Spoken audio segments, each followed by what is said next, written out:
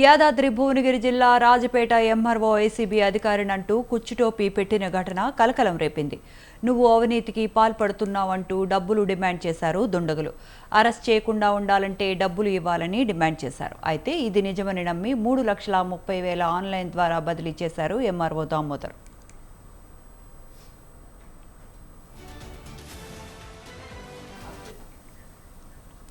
యాదాద్రి జిల్లా రాజాపేట్ తహసీల్దార్గా పనిచేస్తున్న దామోదర్కు ఈ నెల 9వ తేదీన గుర్తు తెలియని వ్యక్తి నుండి ఏసీబీ అధికారులు అంటూ కాల్ వచ్చింది. ఎంఆర్ఓ ఆఫీసులో మరో ఉద్యోగితో కలిసి అవినీతికి పాల్పడ్డట్లు తమ దగ్గర సమాచారం ఉందని ఫోన్లో బెదిరించారు.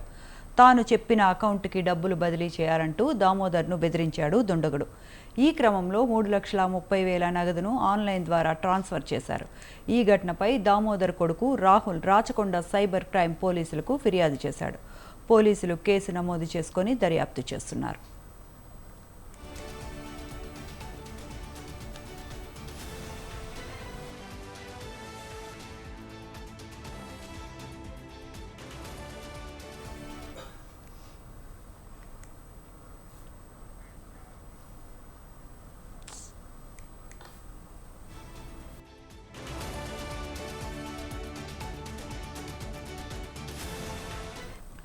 యాదాద్రి భువనగిరి జిల్లా రాజాపేట ఎంఆర్ఓకి ఏసీబీ అధికారిని అంటూ కుచ్చుటోపీ పెట్టిన ఘటన కలకలం రేపింది.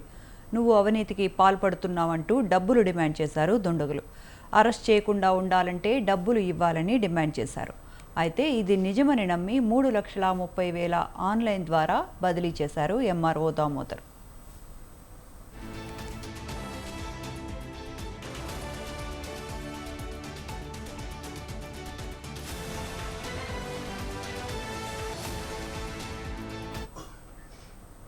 యాదాద్రి జిల్లా రాజాపేట తహసీల్దార్గా పనిచేస్తున్న దామోదర్కు ఈ నెల 9న గుర్తు తెలియని వ్యక్తి నుండి ఏసీబీ అధికారులమంటూ కాల్ వచ్చింది. ఎంఆర్ఓ ఆఫీసులో మరో ఉద్యోగితో కలిసి అవినీతికి పాల్పడ్డట్లు తమ దగ్గర సమాచారం ఉందని ఫోన్లో బెదిరించాడు. తాను చెప్పిన అకౌంట్కి డబ్బులు బదిలీ చేయాలంటూ దామోదర్ను బెదిరించాడు దుండగుడు. ఈ క్రమంలో 3,30,000 నగదును ఆన్లైన్లో ట్రాన్స్ఫర్ చేశారు. ఈ ఘటనపై దామోదర్ కొడుకు రాహుల్ రాచకొండ సైబర్ క్రైమ్ పోలీసులకు ఫిర్యాదు చేశాడు. పోలీసులు కేసు నమోదు చేసుకొని దర్యాప్తు చేస్తున్నారు.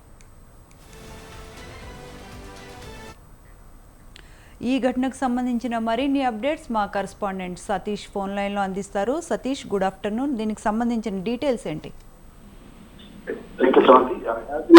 రాజపేట మండల ఎంఆర్ఓకి 9వ తారీఖున ఒక దుండగుడు అయితే ఫోన్ చేసి అవినీతికి పాల్పడుతున్నామంటూ కూడా అతన్ని బెదిరించినటువంటి సంఘటన అయితే ఆలస్యంగా వెలుగులోకి వచ్చింది చెప్పొచ్చు.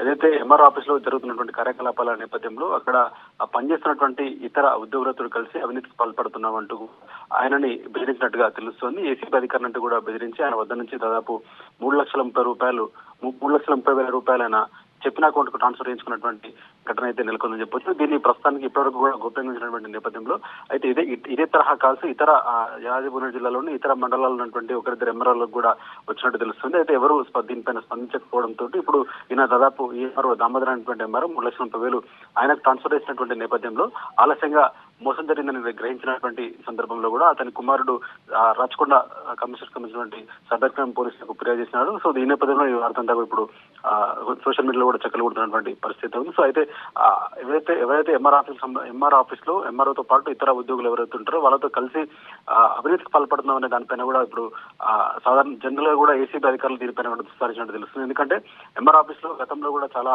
వరకు కూడా ఏసీబీ జరిగినటువంటి పరిస్థితి ఉంది. అక్కడక్కడ కూడా కొంతమంది రెడ్ హ్యాండ్ కూడా పట్టుకున్నటువంటి సందర్భం అయితే ఉంది. సో ఇప్పుడు ఆయన ఎవరో అనామకానికి గుర్తులేని వ్యక్తికి 3,30,000 కేవలం ఫోన్ చేసి బెదిరించినటువంటి నేపథ్యంలో 3,30,000 ట్రాన్స్ఫర్ చేయడంతో ఆయన అవినీతి పైన కూడా కొంత ఎంక్వైరీ చేసే విధంగా కూడా ఏసీబీ అధికారులు విస్తరించినట్టుగా కూడా తెలుస్తున్నటువంటి పరిస్థితి ఉంది. సో ఏదేమైనప్పటికీ కూడా ఒక దుండగుడు ఎంఆర్ఓకి ఎంఆర్ఓ అధికారికి ఫోన్ చేసి బెదిరించినటువంటి నేపథ్యంలో ఆయన డబ్బులు కూడా ఎవరైతే దుండగుడి అకౌంట్ కి ట్రాన్స్ఫర్ చేసినటువంటి నేపథ్యంలో కూడా దీన్ని కొంత సోషల్ మీడియాలో కావచ్చు జనరల్ గా కూడా దీనిపైన కొంత చర్చ జరుగుతున్నటువంటి పరిస్థితి. సో ఇదే రకమైనటువంటి ఘటన 2-3 ఎంఆర్ ఆఫీస్ లకు కూడా ఎంఆర్ఓ కావచ్చు డిప్యూటీ తహసీల్దార్ స్థాయి ఉద్యోగులకు కూడా ఇట్లాంటి ఫోన్ కాల్స్ కూడా వచ్చినట్టు తెలుస్తుంది. సో కేవలం ఈయననే అలా ఎవరైతే దుండగులు ఉంటారో సైబర్ క్రైమ్ సంబంధించినటువంటి వాళ్ళు కావచ్చు, లేకపోతే ఈయనకు సంబంధించినటువంటి ఆఫీసులో జరుగుతున్నటువంటి వ్యవహారాలు తెలిసినటువంటి వ్యక్తి ఎవరు అనే బయట వ్యక్తి ఎవరైనా దానిపైన కూడా కొంత సంవత్సరంగా తెలియాల్సి ఉంటుంది. దీనిపైన సదర్కం పోలీసులు అయితే విచారణ జరుపుతున్నటువంటి పరిస్థితి ఉంది. అయితే ఈ నేపథ్యంలో ఎవరు ఎక్కడి నుంచి